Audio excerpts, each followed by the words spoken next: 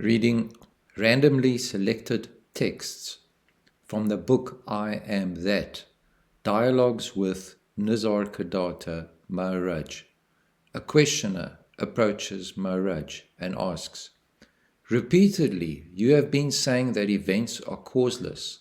A thing just happens and no cause can be assigned to it. Surely everything has a cause or several causes. How am I to understand the causelessness of things?" To which Maharaj replied, "From the highest point of view, the world has no cause." The questioner, "But what is your experience?" Maharaj, "Everything is uncaused. The world has no cause."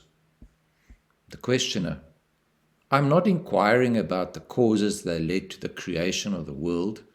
Who has seen the creation of the world? It may even be without a beginning, always existing. But I'm not talking of the world. I take the world to exist somehow. It contains so many things. Surely each must have a cause or several causes." Maharaj replied, "Once you create for yourself a world in time and space, governed by causality, you are bound to search for and find causes for everything. You put the question and impose an answer." The questioner, "My question is very simple. I see all kinds of things, and I understand that each must have a cause or a number of causes. You say they are uncaused from your point of view. But to you nothing has being, and therefore the question of causation does not arise. Yet you seem to admit the existence of things, but deny them causation. This is what I cannot grasp. Once you accept the existence of things, why reject their causes?" Maharaj answered, "I see only consciousness, and know everything to be but consciousness, as you know the picture on the cinema screen to be but light."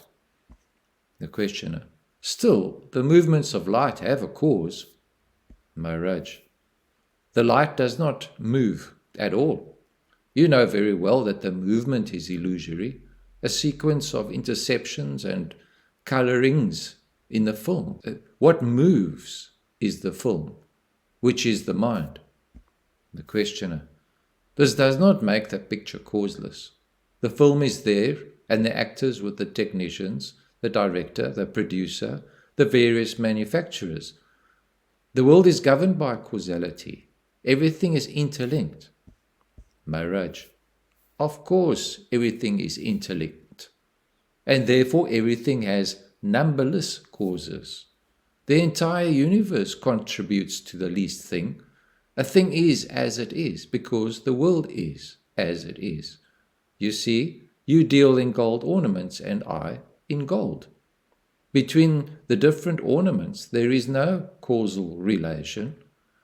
When you remelt an ornament to make another, there is no causal relation between the two.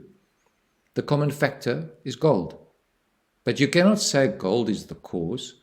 It cannot be called a cause, for it causes nothing by itself. It is reflected in the mind as I am, as the ornament's particular name and shape. Yet, all is only gold. In the same way, reality makes everything possible, and yet nothing that makes a thing what it is, its name and form, comes from reality. But why worry so much about causation? What do causes matter when things themselves are transient? Let come what comes and let go what goes. Why catch hold of things and inquire about their causes?" The questioner, "From the relative point of view, everything must have a cause." Maharaj, "Of what use is the relative view to you? You are able to look from the absolute point of view. Why go back to the relative? Are you afraid of the absolute?" Questioner, "I am afraid. I am afraid of falling asleep over my so-called absolute certainties. For living a life decently, absolutes don't help. When you need a shirt, you buy a cloth, call a tailor, and so on." Maharaj, "All this talk shows ignorance." The questioner, What is the knower's view? Maharaj, there is only light, and the light is all. Everything else is but a picture made of light. The picture is in the light, and the light is in the picture. Life and death, self and not self. Abandon all these ideas. They are of no use to you.